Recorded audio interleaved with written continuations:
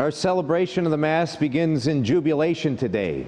We have this moment of Jesus coming into the holy city of Jerusalem, triumphantly.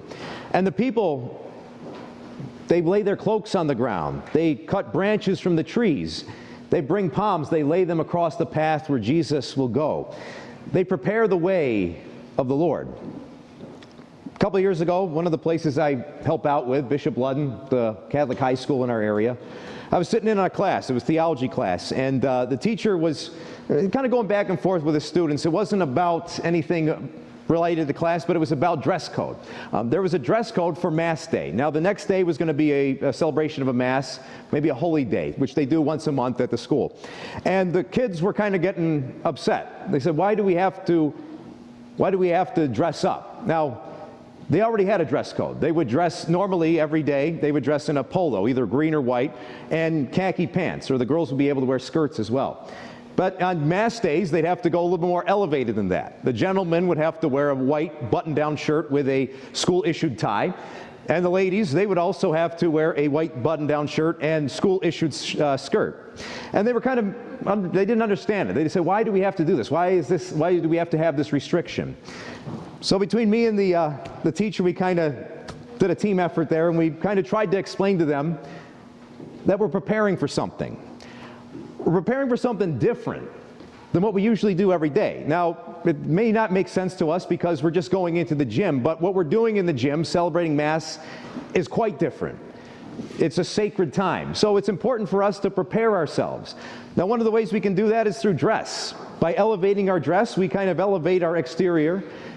And in a way, subconsciously, it prepares our interior.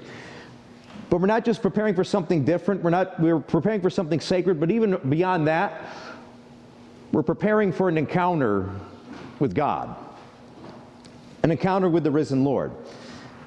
According to Mass, the Catholic Mass, according to the 1962 Roman Missal, which is also called popularly the traditional Latin Mass, the very beginning of that Mass, before the priest would do anything, he would say, prayers at the foot of the altar.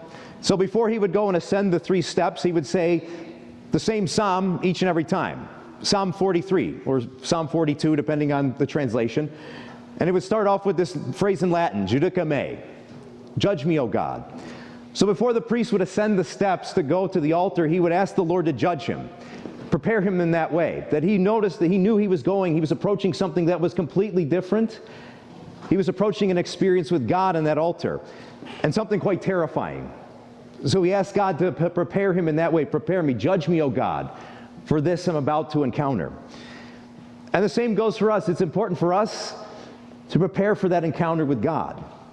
And on this Palm Sunday, those palms that we hold, that we have blessed, those represent our way of preparing. That if we hang that in our house someplace, that it'll be remind us not only of our preparation for Holy Week, but also those palms represent that each and every day we need to prepare the way for the Lord in our own life. But we can talk about especially this Holy Week, that it's important and it's an opportunity for us to even prepare deeper for this encounter with God that we have on the Triduum and on Easter Sunday. So there's some things we can do. Tomorrow, Father Carey and I, we're going to split up and we're going to be hearing confessions for 3 hours. The light is on. So maybe that's a good way for us to prepare. Maybe it's been a year, maybe it's been over a year, maybe it's been many years. That's one of the ways that we can most effectively prepare the way of the Lord. Ask Him to remove that sin, remove those things that prevent us from coming close to Him. But also, too, we can pray. We can take that time, especially a little bit more prayer in these next few days, and allow the Lord, make that space in the Lord, kind of lay down the palms in our souls so that the Lord may come and enter into our lives in that silence, and that we may come to encounter Him in fullness. Or even, the greatest part of this is that this celebration of the Triduum, Holy Thursday, Good Friday, Holy Saturday, and Easter Sunday, that these are liturgies that allow us to experience and to really hold on to the most central part of our faith. That Jesus Christ is one with the Trinity, one with the Father and the Holy Spirit, and because of His humility and His goodness to us, chose to enter into this world, to suffer on the cross, to die, but then rise again to give us life eternal. So we have a great opportunity today to lay down the palms in our souls and prepare the way for the Lord.